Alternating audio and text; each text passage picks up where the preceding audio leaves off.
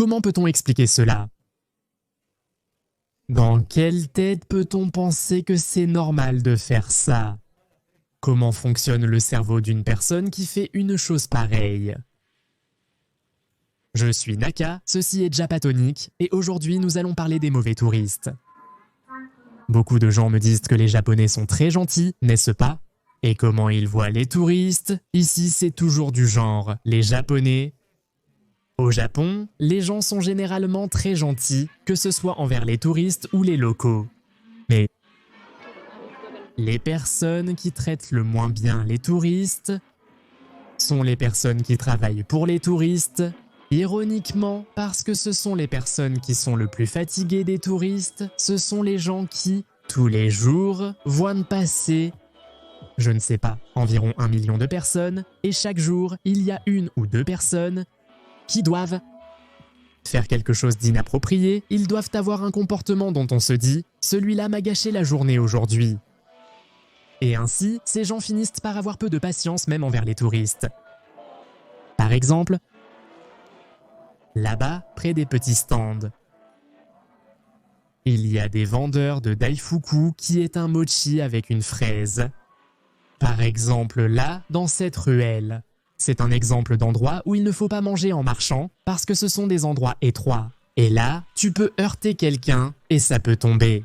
Ta nourriture tombe par terre, tu salis quelqu'un et au final c'est la personne du stand qui doit nettoyer en plus. Donc, il y a une dame qui en vend et elle le dit toujours, parfois même d'une manière un peu agressive. Non, non, mange ici, mange, ne marche pas, non. C'est-à-dire qu'elle s'exprime comme elle peut. Mais bon. Je la regarde et parfois, elle ressemble même à une chinoise, pardon pour les Chinois, mais ils ressemblent à des Chinois en train de parler, mais c'est une dame japonaise, c'est la façon dont elle parle, avec ce ton élevé. Mais bon, ce sont des cas qu'on peut plus ou moins comprendre, parce qu'il y a effectivement des petits panneaux qui disent « ne mangez pas et ne marchez pas en même temps ». Quelque chose comme ça, mais bon, tout le monde ne peut pas forcément lire les panneaux. Mais l'autre jour, par exemple, il y avait cet exemple où j'étais allé au magasin Super Potato, qui est le plus grand magasin de jeux rétro du Japon. Parce que c'est le plus connu avant tout. Je suis justement passé par là et il y avait un gars latino avec la police et je me suis dit « qu'est-ce qui s'est passé ici ?» Je me suis dit « est-ce qu'ils ont essayé de voler ou quelque chose comme ça ?» C'est ce que je me suis dit. Et après, le chapaton me salue sur une photo et je dis « oui, qu'est-ce qui s'est passé ?» En fait, Super Potato en possède quelques. Ce sont 3 étages très petits, reliés par des escaliers très étroits. Des escaliers d'à peu près cette largeur, c'est à peu près la taille qu'ils font de large. Et le fait est qu'il se promenait avec des membres de sa famille. Parmi eux, il y avait des latinos. Je ne sais pas, mais il y avait un garçon qui devait avoir, je ne sais pas, 10 ans.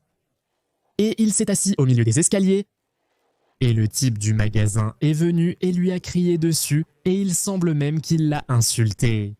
Parce que le garçon était simplement assis là, parce qu'il était fatigué et qu'il ne comprenait pas ce qu'on lui disait. Il est resté effrayé alors que le type lui criait dessus sans cesse. Bien sûr, qu'est-ce qu'il lui a crié? Nous ne savons pas, mais c'est évident que c'était pour dire qu'il ne fallait pas s'asseoir là, que les gens doivent pouvoir passer, je ne sais pas. Mais bon, le garçon était déjà effrayé et il ne savait pas ce qu'on lui disait. Et bien sûr, une personne dans cette situation va dire que les Japonais ne sont pas aussi aimables qu'on le dit.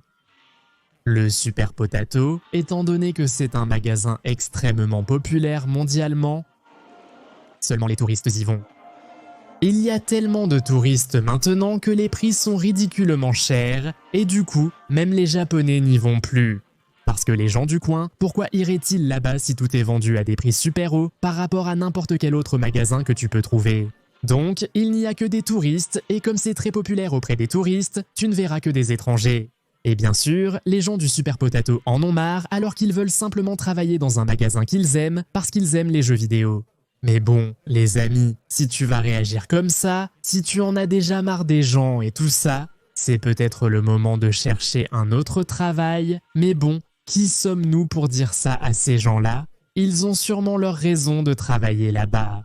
Enfin bref, il s'est énervé, le garçon lui a crié dessus et il a appelé la police. La police, ici, répond toujours aux appels et elle est venue. Et qu'est-ce qui s'est passé? Rien, absolument rien. Ensuite, il a remercié le garçon, enfin le garçon qui savait le japonais. Il l'a remercié d'avoir collaboré, d'avoir répondu aux questions. Mais le fait est qu'aucun crime n'a absolument été commis. Le type était simplement en train de se défouler. Parce qu'il en a marre des touristes. Mais jusque-là, tout va bien. Tu te dis, bon, ce sont des choses qui arrivent, non? Mais il y a des cas, par exemple, où la situation est un peu plus grave. Vous pourriez vous dire, quelles sont les personnes qui causent le plus de problèmes au Japon ou sûrement dans d'autres pays? Les Espagnols sauraient peut-être y répondre, contrairement aux Latino-Américains. Et vous pouvez vous en faire une idée, parce que ce sont des gens de la même nationalité, avec lesquels ils ont beaucoup de problèmes touristiques, et ce sont les Anglais. Bon, je sais que c'est mal de généraliser, mais bon. Depuis des années, j'ai des amis de Barcelone qui me disent que les Anglais viennent en groupe pour se saouler à Barcelone parce que c'est super bon marché pour eux, et ils vont de bar en bar et causent des problèmes. Eh bien, c'est essentiellement la même chose au Japon. L'autre jour, je suis allé boire un verre avec Fabio Torres dans un bar à Golden Guy, ce sont des micro-bars, et maintenant c'est super touristique. Et j'ai demandé à la barmaid, « Et alors, comment ça se passe? Il y a beaucoup d'étrangers qui viennent ?» Elle m'a dit, « En ce moment, c'est la basse ou moyenne saison pour les touristes, il y a plus de Japonais que de touristes, mais ça dépend de la période, parfois il n'y a que des touristes », m'a-t-elle dit. « Et quel genre de personnes te posent des problèmes ?» Je lui demande, elle me répond, « Écoute, je ne veux pas généraliser, en général la plupart des gens sont sympas, mais si je dois mentionner un pays, elle me dit, les Anglais, et elle m'a raconté une situation précise. Un bar tout petit, étroit, où tu te rends compte que ça doit être assez limité. Un groupe d'Anglais arrive et l'un d'eux dit, je veux du jus de canneberge. Et la fille lui répond, oh désolé, nous n'avons pas de jus de canneberge. J'ai dit, je veux du jus de canneberge. Désolé, nous n'avons pas de jus de canneberge. Et le type a dit, j'ai dit que je voulais du jus de canneberge. Elle lui a répondu, désolé, mais nous n'avons pas de jus de canneberge. Et genre, je suis resté écouter la conversation me disant, quoi, sérieux? Ensuite, je ne sais pas ce qui s'est passé, si elle l'a mis dehors, s'il s'est calmé ou a pris autre chose. Mais le truc, c'est qu'elle m'a dit qu'à Golden Guy, il y a au moins 2 bars spécifiques. Quand un groupe d'étrangers arrive, c'est-à-dire 3 personnes ou plus, on leur demande de quel pays ils viennent, et s'ils disent qu'ils sont britanniques, on leur dit non, qu'ils ne peuvent pas entrer. De la même façon, il y a certains endroits qui généralisent directement et disent pas d'étrangers, ce qui, je le répète, est très rare. À Golden Guy, il y a beaucoup de bars au rez-de-chaussée et à l'étage, il y a des centaines de bars. Beaucoup refusent désormais d'accepter des étrangers. Parce qu'en plus, ils ont aussi vu de nombreux cas où, comme ce sont de tout petits bars, les gens y vont pour socialiser. Et il y a des étrangers qui harcèlent beaucoup. Les filles qui vont aussi boire.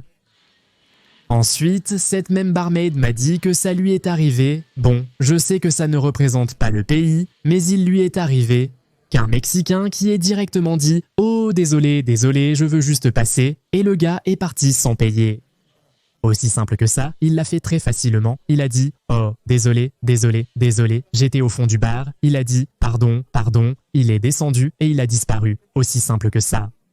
Il n'a rien eu à faire, il n'y a pas eu beaucoup de stratégie de vol, il est simplement parti sans payer, point final. Une autre chose qui arrive, c'est quelque chose qui arrive souvent avec les Chinois que nous avons.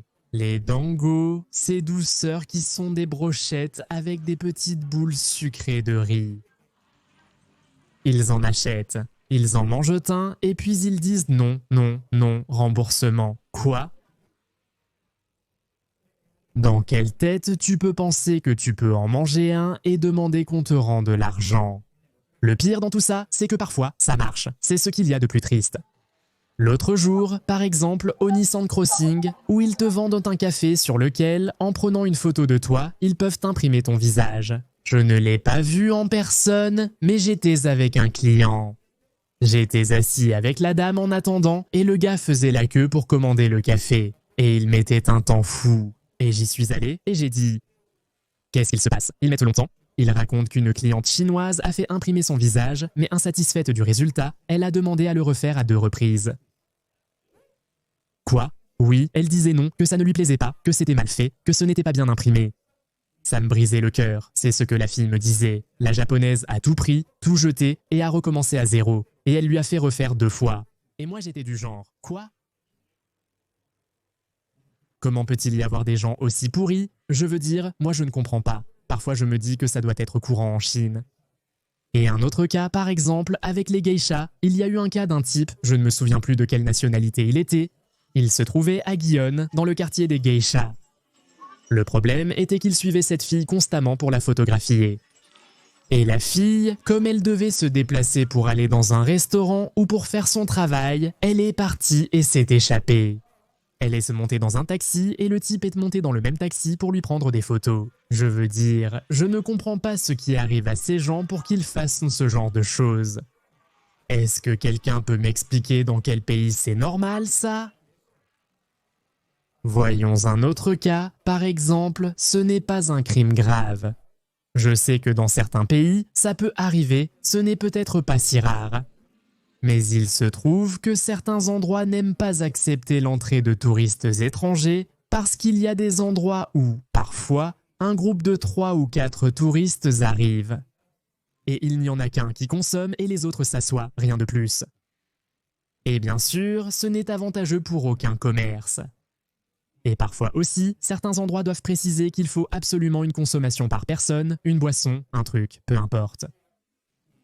Et parfois, à cause de ça, ils sont entrés dans un bar et il s'avère qu'ils n'ont pas de Coca Zéro parce que les autres ne boivent pas d'alcool. Salut, tout va bien? Oui, je suis celui des vidéos. Avant de venir ici, nous sommes venus sur le voilier Jotemoc, qui est ici, du Mexique. Merci. Vous faites quoi par ici? Nous sommes de la marine mexicaine venus visiter Yokosuka. Ah super, sur Yokosuka. En fait, c'est pas loin. J'ai une question. Sur Yokosuka, par exemple, vous y avez trouvé des endroits qui refusent les touristes ou les étrangers? Jusqu'à présent, non. Tu sais, en vérité, partout, on nous a bien accueillis. Oui. Parce que, par exemple, à Yokosuka, comme il y a la base militaire, il y a des endroits où ils n'aiment pas spécialement les Américains.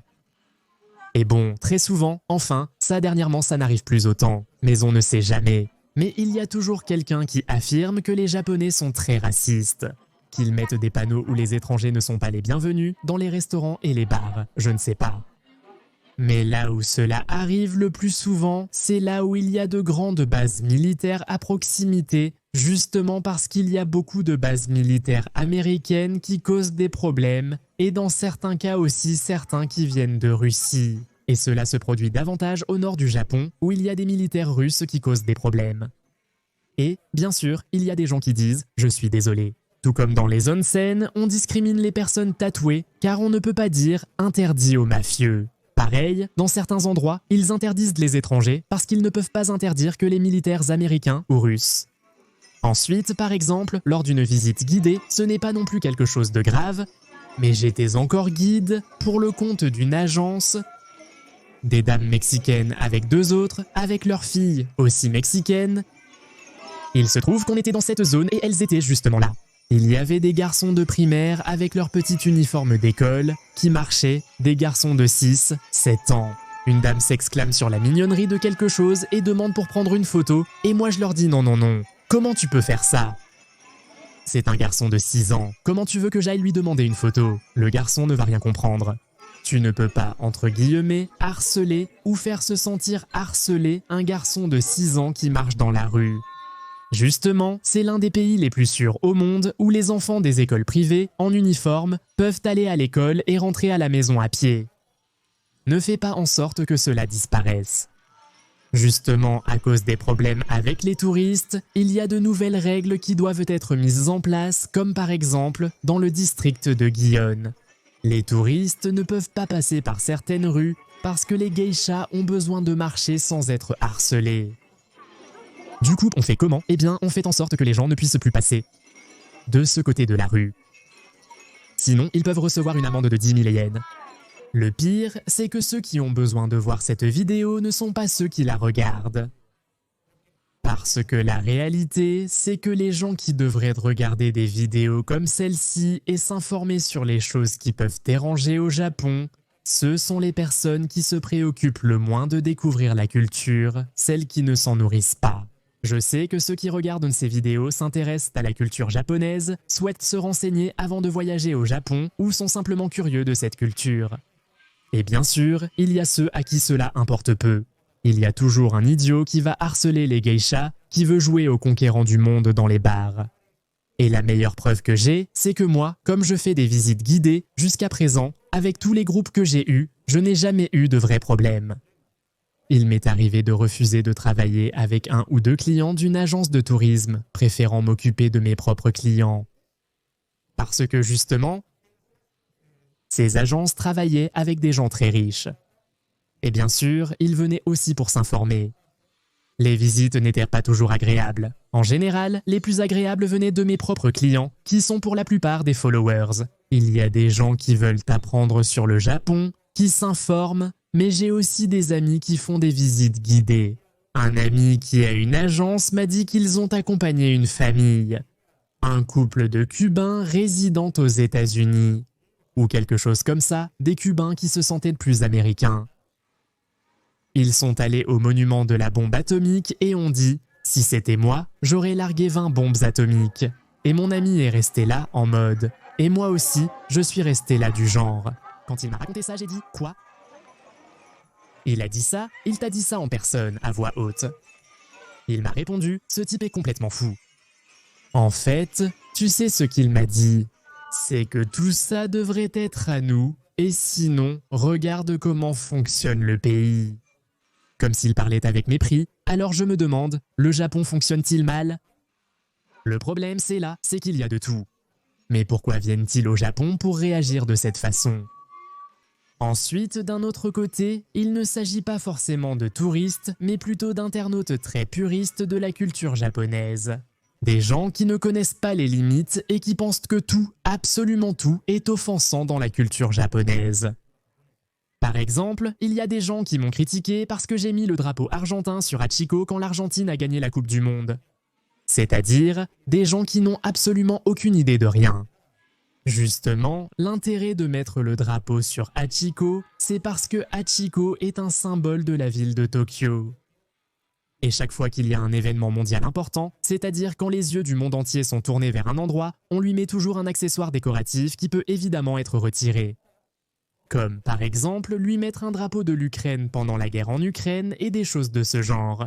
Ou Gambare Nippon lors du séisme de 2011, mais bien sûr, ce sont des éléments qui se retirent. Mais les gens disaient déjà que c'était du vandalisme de mettre le drapeau de l'Argentine, des gens qui ne comprennent rien.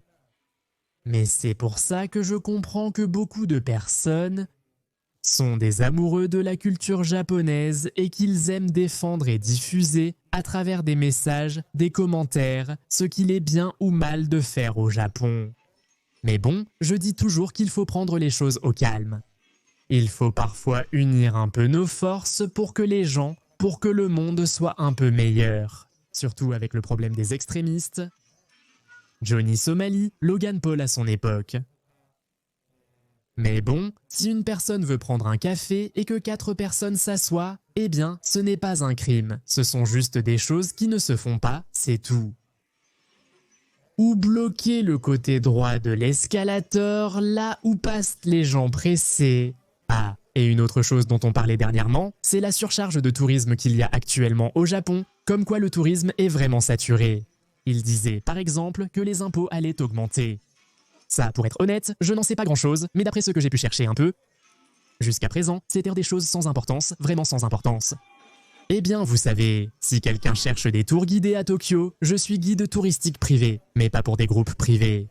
Contactez-moi via Facebook, Nakateguya, ou par email, naka@japatonic.com. Évitez de m'envoyer des messages sur Instagram et autres réseaux sociaux.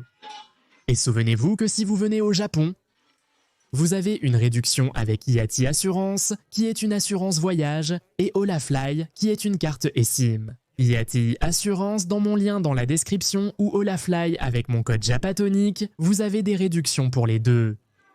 Et je vais le répéter encore une fois, n'achetez pas le Japan Railways Pass, ne l'achetez pas, il n'y a aucun moyen que les chiffres soient rentables.